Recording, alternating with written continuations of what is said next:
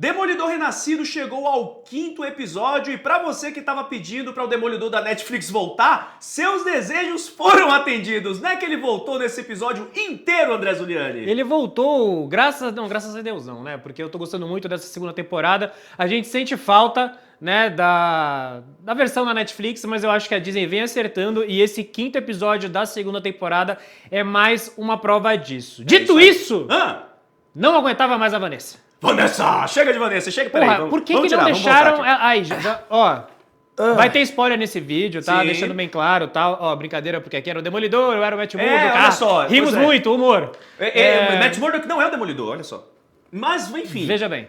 Agora, a gente vai falar aqui a análise completa, né, deste 5º episódio e vamos trazer os nossos pontos, como tem sido feito. Eu comecei a cobertura, saí, agora voltei porque o Forlani tá viajando, aí agora tá o Zuli, e o Zuli tá sempre, O Zuli tá sempre, é isso aí, nosso herói da Marvel aqui, em vida real. É o cabeção da Malhação, né, que muda o elenco e ele fica lá. Cabeção.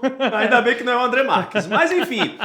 Hoje a gente quer trazer ponto a ponto desse 5º episódio que eu curti bastante. Eu sei que tem muita gente que talvez possa ter achado meio enfadonho, né? Como você mesmo falou, o flashback da Vanessa. Mas pelo menos pra minha parte eu gostei bastante, até mesmo porque deu mais profundidade na relação deles, né? Que estava estremecida na primeira temporada. Eles estavam enfrentando problemas conjugais, por assim dizer. A Vanessa estava dando umas puladas de cerca porque o Wilson Fisk estava preso, né? E aí depois ele volta. Enfim, tem todas essas tretas. E aí agora a gente vê que o amor deles é realmente mais fraterno do que a gente jamais imaginou. Só que, Zuli, eu queria apontar uma coisa muito importante.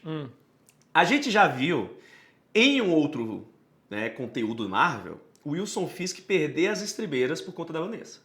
Estou falando de Aranhaverso, onde a gente vê o Wilson Fisk, o grandão, né, huge motherfucker. O primeiro filme, né? Exato. Em que ele vai torar o multiverso inteiro lá. pra poder salvar a vida da Vanessa e do filho dele, né, se não me engano, né? Tem um filho também. E aí ele faz essa fenda multiversal que faz com que os Homens-Aranhas apareçam no universo do Miles Morales, beleza? E aí, quem resolveu ficar de olho no Wilson Fisk do multiverso se isso acontecesse de novo? Sabe quem? Quem? Ele, o Vigia. Porque, e eu acho legal a gente trazer isso, no episódio anterior, episódio 4, tem uma cena quando o Demolidor está levantando, saindo lá do ringue de Hell's Kitchen pra ir atrás do mercenário, que tem um frame onde a gente consegue ver ele, o Atu, o Vigia, vigiando tudo que tá acontecendo, sabia? Não. Olha só, então mostra aí, Brunão, cadê? Olha aí, André Zuliani, olha ali na esquerda. Cara, mas isso parece mais o Homem de Ferro do que o... Não parece Homem de Ferro, Zuli. Pô, tem a orelha, tem o cabeção, é o Vigia, velho. O Brad Underball, o diretor da Marvel Television, confirmou. Ah, ele confirmou? Tipo, ele postou essa imagem e falou assim, he is always watching. Mas não foi uma piada, não? Não foi não, velho. Quer dizer, assim, pode ter sido uma... Tipo, ele reparou, deu um frame ali... Na verdade, quem reparou foram os fãs, né? Viralizou no X, no Twitter, a galera e tal. Mas, velho, tá muito perfeitinho, porque é uma cena... O Demolidor cai, aí tem o ângulo da câmera, mas quando ele levanta, a câmera tá travada nessa cena. Não é tipo um movimento de câmera. A câmera tá travada, ele levanta e sai correndo, e tem isso aí do lado esquerdo, velho. É o Vigia. É o Vigia de olho. Ó, véi, sério, os caras foram gênio. Eu acredito. Eu tô comprado. Não, tudo bem. Eu aceito. Né? É que, tipo, parece meio jogado, né, gente? Porque ele não... Tirando o Arif, ele foi... pelo menos eu não me lembro dele ter sido citado em alguma outra produção Marvel. Foi? Oxe, ele aparece sempre. Ele aparece no X-Men 97, ali... ele aparece... É MCU, cara. MCU. Ele aparece no Guardiões da Galáxia. Qual? No 2. O Vigia? O Vigia é... Como o Jeffrey Wright? Com o Stan Lee. O Stan Lee tá conversando com os Vigias. Não, como... é verdade!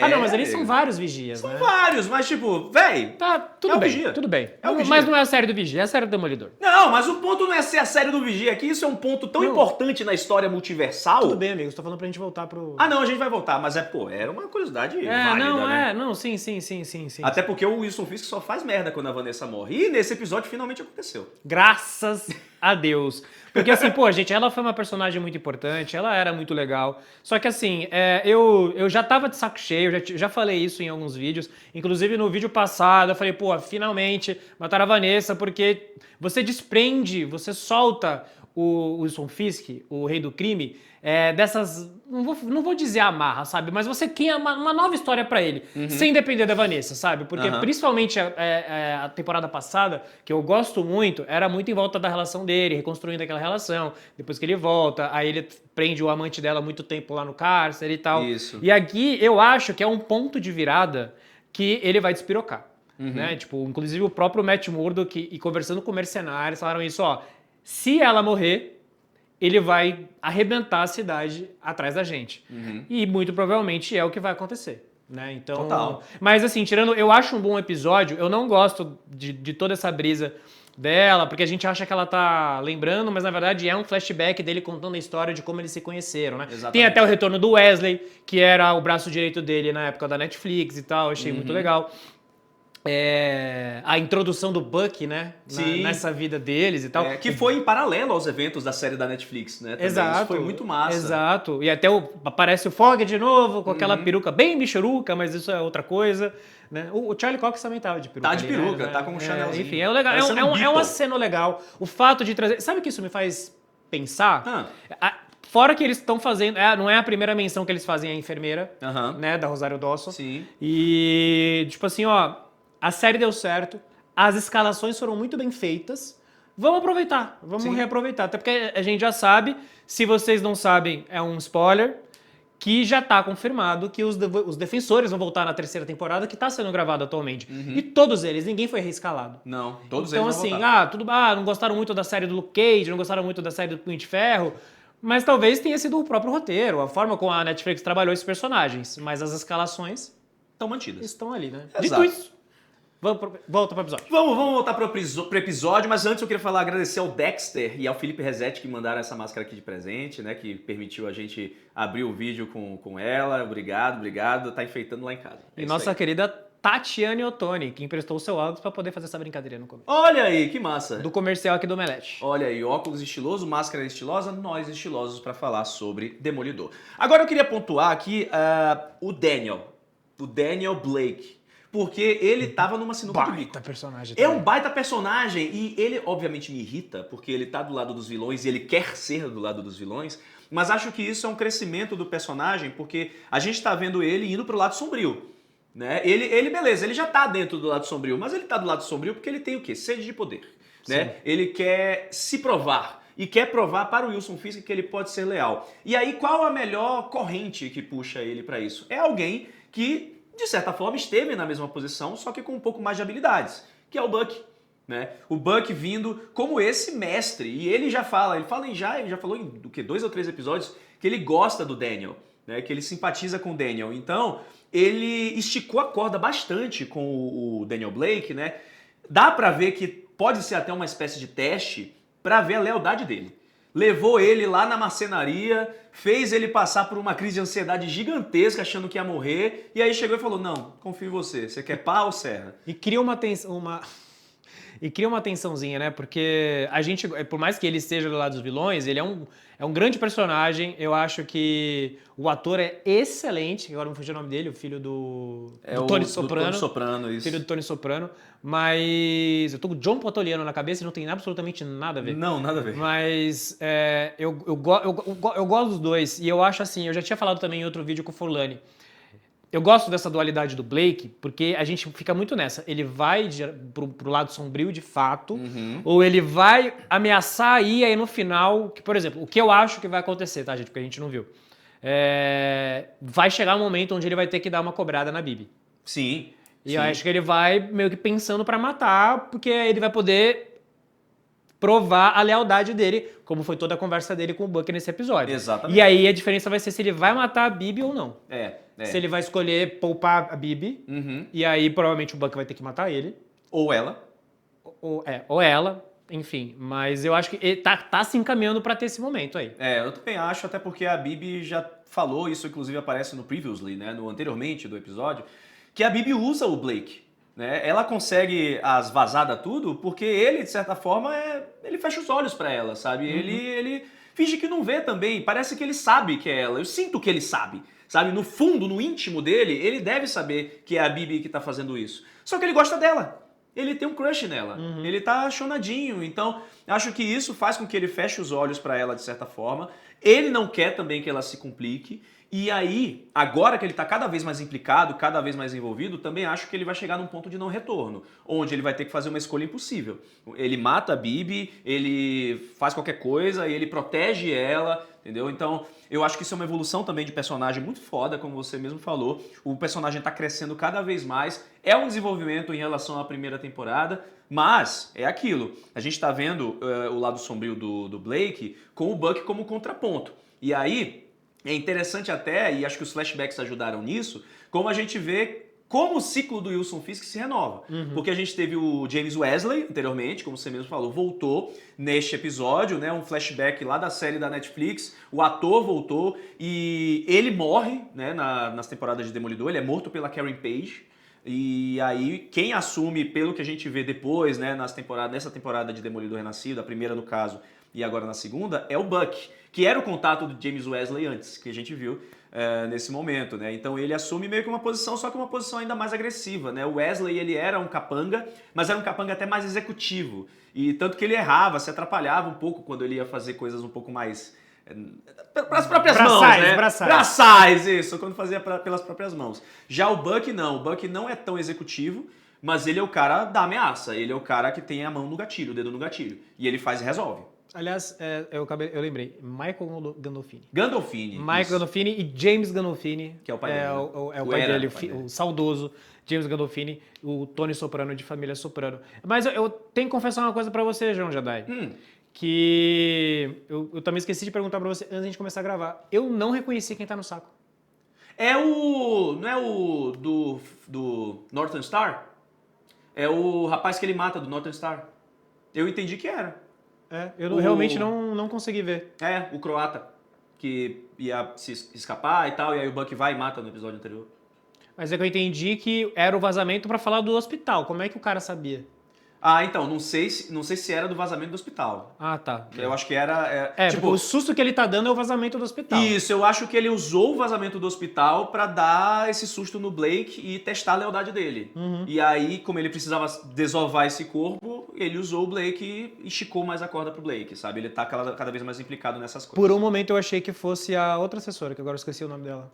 A que aparece em Homem-Aranha como a prefeita? Não. A que era chefe do Daniel e agora não é mais.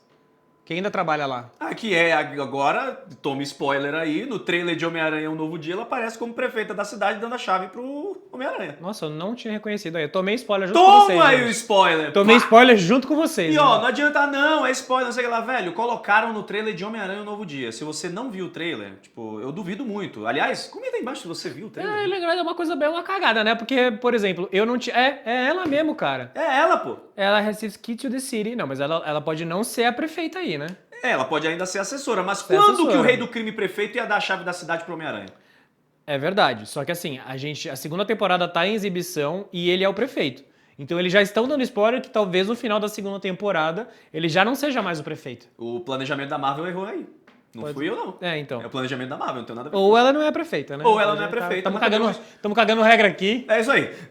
Eu queria trazer uma coisa que acho que é importante também pra gente discutir nesse episódio, depois da gente ter falado do rito de passagem do Daniel, que é a mensagem do episódio.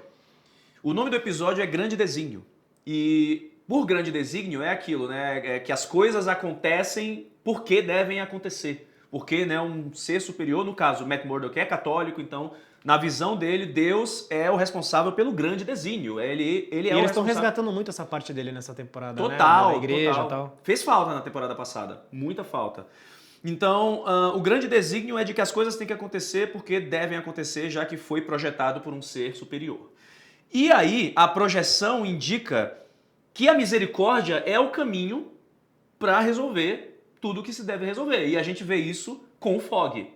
O Fog, que foi morto pelo mercenário na temporada anterior, mas que foi quem iniciou esse processo todo, essa reação em cadeia, a partir de libertar aquele rapaz lá que trabalhou para o rei do crime, que seria morto porque estava implicado de alguma forma com os negócios do Wilson Fisk naquela época. Então a misericórdia do Fog lá atrás ajudou a desencadear tudo isso. Porque foi a misericórdia do Fog que fez ele sair da cadeia, foi a misericórdia do Fog que fez o Buck aparecer, Foi isso tudo que desencadeou até a própria morte do Fogg. Mas também foi a misericórdia do Fogg que, de uma forma, inspirou o Matt Murdock a poupar o mercenário na cena final. Justo o cara que matou o próprio Fogg, né? Exato, exato. Então, acho que esse episódio, por mais que pode ter algumas pessoas que ficaram incomodadas com o flashback, eu não fiquei.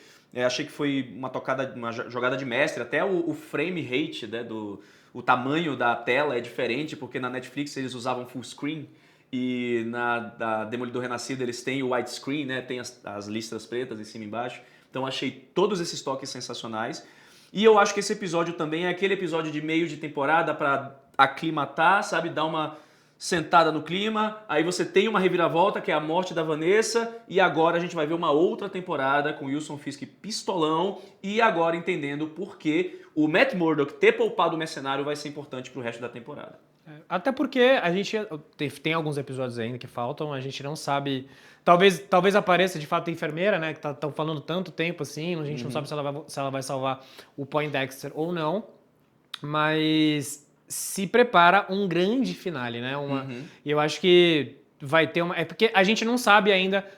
Aliás, a gente sabe que a Jessica Jones vai aparecer. Não em sabe algum momento. Se em algum momento, na verdade, já tem mais da metade da temporada, ela ainda não apareceu. Exato. Ela tá no trailer, né? Tá demorando. Já se fala do Justiceiro, falou da enfermeira, a gente sabe que o Luke Cage e o Punho de Ferro vão voltar. Sim. Na terceira. Então, qual vai ser a grande batalha final dessa segunda temporada, João Jedi? É uma pergunta que só a Lei Almeida pode responder, porque assistiu tudo, né? Porque só ele viu. E tem a crítica lá e Guilherme Jacobs. Guilherme Jacobs também. O Ale fez a Junk, entrevistou o elenco, e Guilherme Jacobs fez a crítica dessa temporada e ele deu 5 ovos, tá? Então parece que a coisa vai continuar só melhorando. Sabe o que o Guilherme Jacobs disse sobre Demolidor? Que vai redefinir o século. Brincadeira. Ele disse que Demolidor Renascido está para as séries da Marvel como Homem-Aranha 2 está para os filmes de herói. É nesse nível. Guilherme Jacobs é emocionado, mas a gente espera que ele esteja certo dessa vez. Exato. Rapaz que gosta de errar. Ah, Maria, você tem mais alguma consideração desse episódio, Zuli? Ou tá bom? Não, eu tô satisfeito. Eu também. E olha só, semana que vem, quem vai estar aqui do seu lado é justamente a Ale Almeida, se não me engano, né? A produção vai confirmar aí. Mas o Ale que viu tudo... Não sei. Eu só venho gravar e aí vocês revezam aí. É isso aí. Então você segure ele pra ele não dar spoiler. Pode deixar. Tá? Pra não prejudicar o nosso público, a nossa audiência, nesta análise de Demolidor Renascido, com uma temporada, ó, deliciosa, deliciosa.